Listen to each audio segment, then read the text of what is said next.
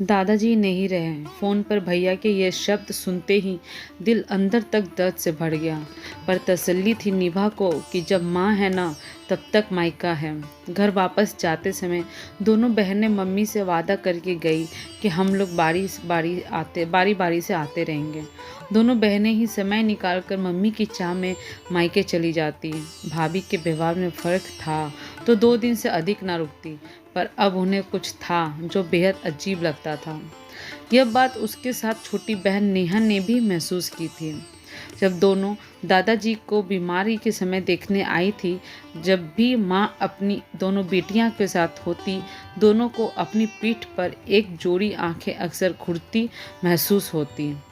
जब तक दादाजी थे, माँ की चिट्ठी मार्च से ही आने लगती कि बिटिया आ जाओ, और निभा और नेहा उत्साह से भर जाती। दोनों बहनें हालांकि बेहद कम दिनों के लिए आती, पर थे दोनों संपन्न। मायका पर दादाजी के जाने के बाद हालात कुछ और ही हो गए। घर के माँ के पास यूँ तो कोई ना बैठता, पर जब भी निभा या नेहा आ जाती तो भाभी या उनके बच्चे कोई ना कोई मौजूद जरूर रहता, और दोनों की मन की बात मन में ही रह जाती। भाभी भी रूखे व्यवहार के साथ ऐसे जतलाती जैसे दोनों नंदे कोई डकैती डालने को आ गई हो, जबकि दोनों ही काफ़ी संपन्न थी।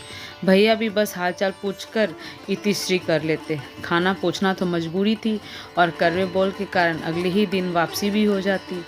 अक्सर यही सुनने को मिलता कि घर को धर्मशाला बना रखा है मम्मी ने।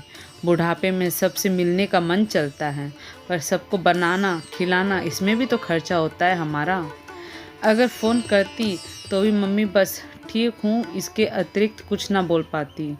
आए दिन के भैया भाभी के दुर्व्यवहार के चलते नेहा ने तो हाथ जोड़ लिए, क्योंकि वो बहुत दूर से आती थी, पर निभा का शहर ज़्यादा दूर ना था। अक्सर मम्मी छुपा कर पल्लू में बंधा बेटियों का फ़ोन नंबर पकड़े वो किसी न किसी से गुजारिश करती, और लोग बात करवा भी देते। मायके गई तो भाभी में बड़ा बदलाव पाया। यह वही भाभी थी जिनके डर से मम्मी अपने मन की बात भी ना कर पाती। चलते वक्त भाभी ने निभा को उसके लिए माँ की दी हुई कुछ निशानियाँ देकर कहा। निभा ने विनम्रता से इनकार करते हुए कहा कि भाभी, मुझे सिर्फ माँ और अपनों का मोह था, इन बेजान चीज़ों का नहीं। भाभी आंसू पोंछकर रूंधे गले से बोली कि आती रहना नेहा, बुढ़ापे में ही सही, लेकिन ये समझ आ गई कि इन बेजान चीज़ों की चाह में इतना आगे बढ़ गए हम कि रिश्तों की जान ही छीन ली। निभा ने भाभी के आंसू पोंछकर कहा कि भाभी, दुखी मत हो, जो हो गया सो बदल नहीं सकता, पर अफसोस इसी बात का रह जाती है कि हमेशा इंसान के जाने के बाद ही आती है।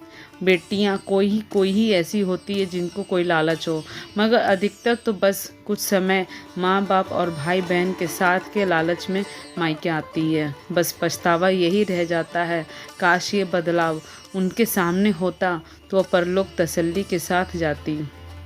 गाड़ी में बैठने के बाद भी निभा ने पलट कर देखा तो भाभी पल्लू से अपनी आंखें बार बार पोंछ रही थी। आज बरसों बाद मन भर गया था, जैसे माँ के समय मायका छूटते समय लगता था। जब घर पहुँचने की खबर भैया को दी तो वो भी बस इतना ही बोल पाए कि नेहा, आती रहना। हाँ भैया, ज़रूर आऊँगी। बरसों बाद मेरा मायका फिर लौटा दिया है आपने। तो कैसी लगी ये कहानी, प्लीज़ कमेंट करके हमें ज़रूर बताएं। Thank you.